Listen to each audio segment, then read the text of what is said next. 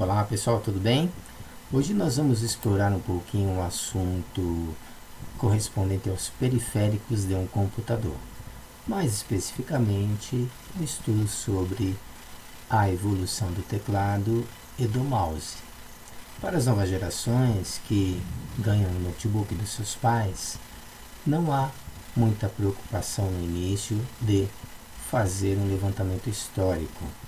E essa é a nossa função como educadores, como escola maker, que é a GMaker, e, portanto, preparei esse tutorial para orientá-los a respeito dessa evolução, sem necessariamente querer concluir nada e, de uma forma bastante superficial e prática, mostrar para vocês algumas imagens e algumas informações importantes.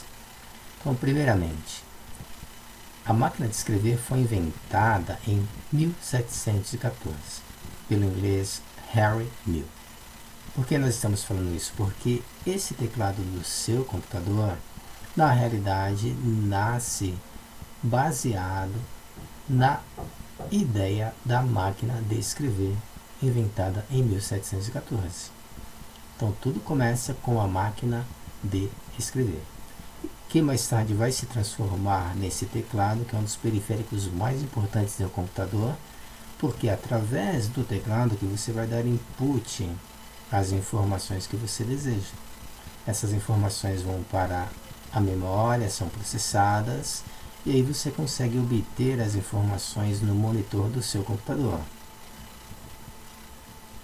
E um detalhe interessante nessa pesquisa que nós fizemos foi a questão da sequência das letras alfabéticas no seu teclado.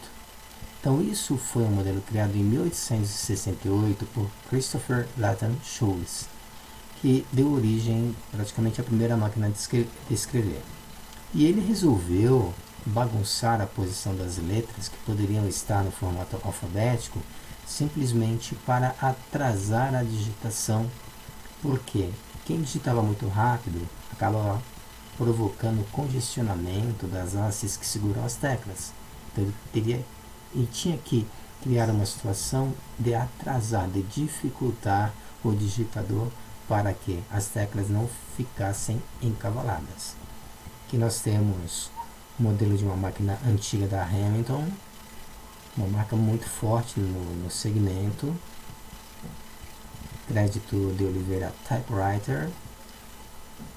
Em seguida, nós temos aqui uma outra informação bem interessante da máquina de escrever esférica, de 1865, inventada por um dinamarquês chamado Rasmus Hansen, e foi utilizada pelo filósofo Nietzsche, que perdeu a visão do olho direito. Então isso aqui era praticamente uma máquina de escrever portátil, com formato esférico que o Nietzsche utilizava para escrever. Então olha só que formato interessante. E bonita, por sinal. E aqui a foto do Nietzsche, com a mão exatamente sobre o olho direito, talvez pela dificuldade da visão. E a Scholes Glidden foi a primeira máquina de produção em massa a partir de 1874, tendo esse formato aqui. O pessoal da oficina da NET aí recebe o crédito por essa foto. E a primeira máquina elétrica a surgir no mercado surge em 1923, foi a linha 4.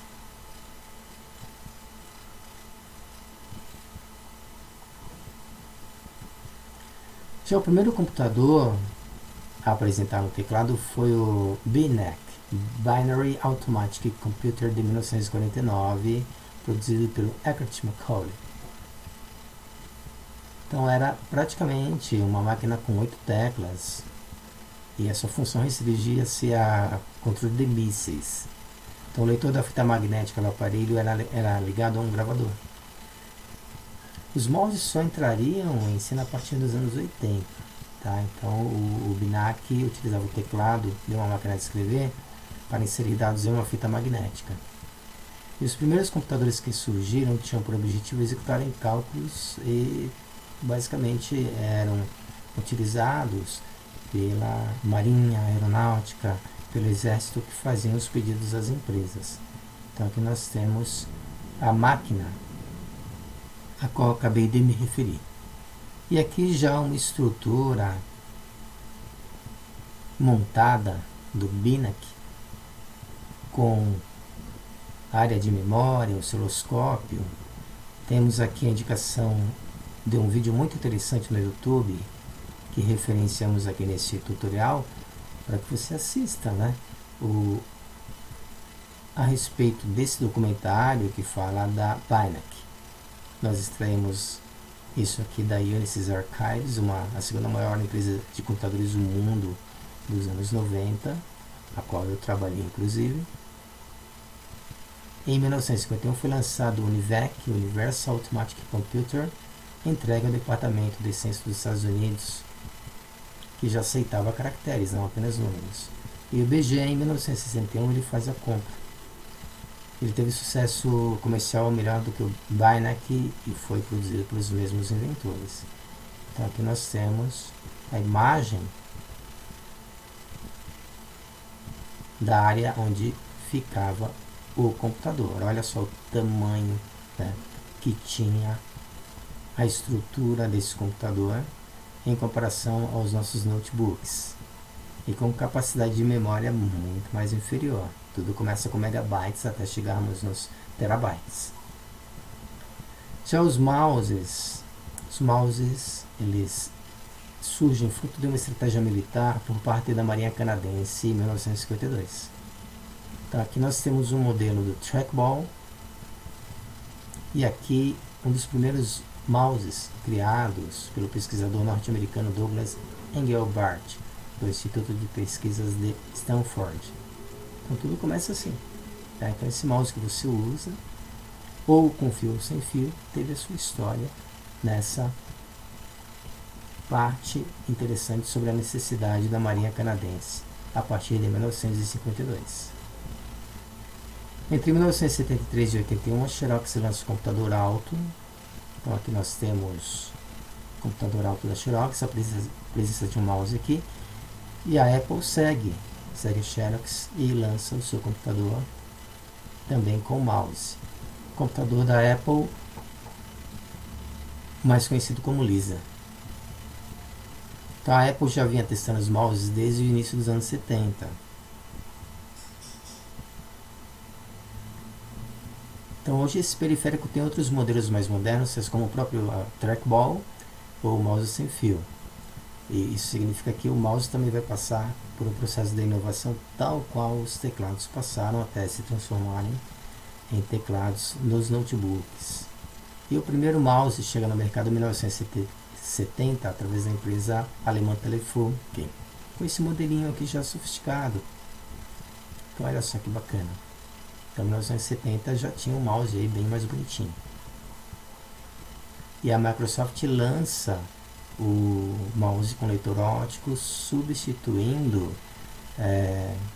a tecnologia de rolamento. Tá? Então, com o advento da tecnologia Bluetooth, as coisas começam a melhorar significativamente. E aqui vai entrar a tecnologia da LED com infravermelho. Esse aqui, no caso, é um mouse com fio. Mas nós não paramos por aí, né? Com o advento da indústria de games, os mouses passaram por uma modificação estética e ganharam mais botões com diversas funcionalidades. Olha só esse mouse aqui, específico para o mercado de games. Vários botões aqui na lateral esquerda, olhando de frente, além dos botões convencionais que nós já conhecemos. Então espero que vocês tenham gostado dessa apresentação. E assim finalizamos com essa imagem de um mouse utilizado na indústria, ou melhor, no segmento de game. Muito obrigado pela atenção. Até o próximo tutorial.